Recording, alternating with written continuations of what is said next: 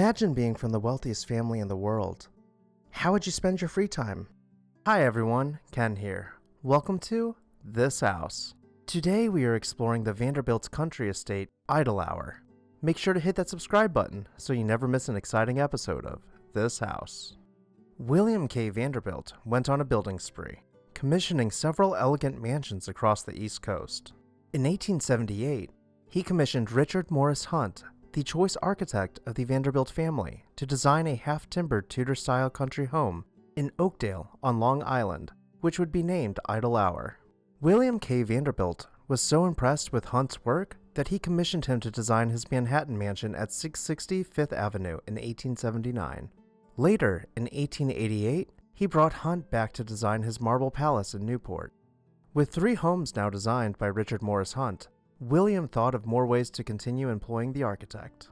By 1892, Idle Hour had been expanded so many times that it no longer held the appearance of a Tudor Revival-style house, but was more reminiscent of a meandering 90-room Queen Anne-style home. The Vanderbilts would enjoy many getaways to this home until a fire in 1899 completely consumed the house. Devastated by the loss, William hired Richard Halland Hunt, the son of Richard Morris Hunt, to design a grand country home from scratch. Construction would carry on for 4 long years, while artists were brought in to finish out the house. Entering the home, you would arrive in a grand hall, complete with marble columns and ornate archways. To either side were openings concealed by curtains in lieu of doors, allowing the house to have a less formal feel about it. At the end of the entrance hall, you would pass under the arches, ascend a few steps, and arrive in the stair hall, the master newel post towering above your head. The living room was entered through an arcade, set below a Jacobean ceiling with wood beams set in intervals.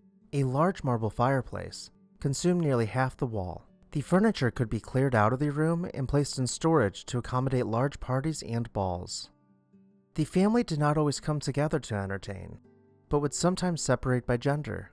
Men would gather in the smoking room, decorated with heavy furniture and finished out in dark wood.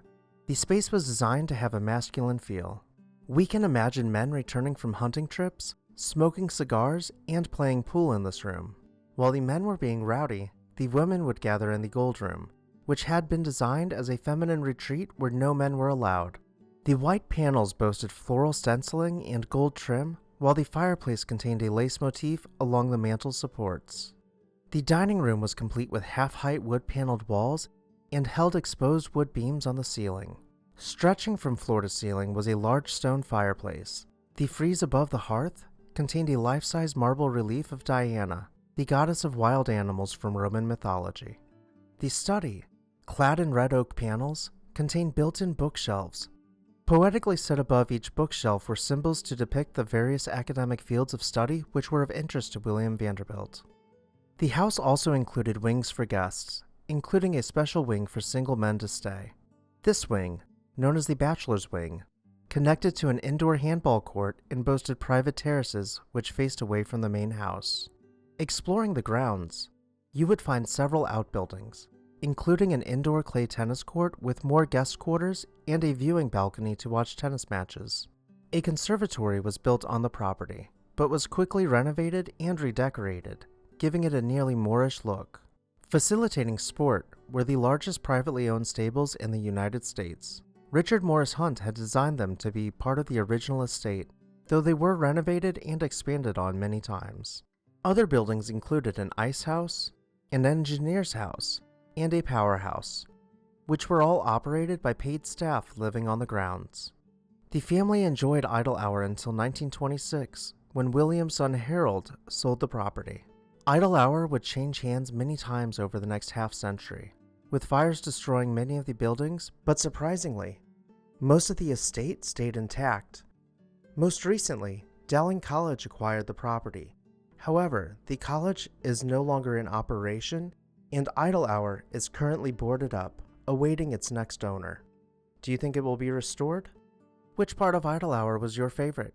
Let me know down below in the comments section. Make sure to hit that subscribe button so you never miss an exciting episode of This House. I would also like to take a moment to say a special thank you to our This House supporters whose names you can see on screen right now.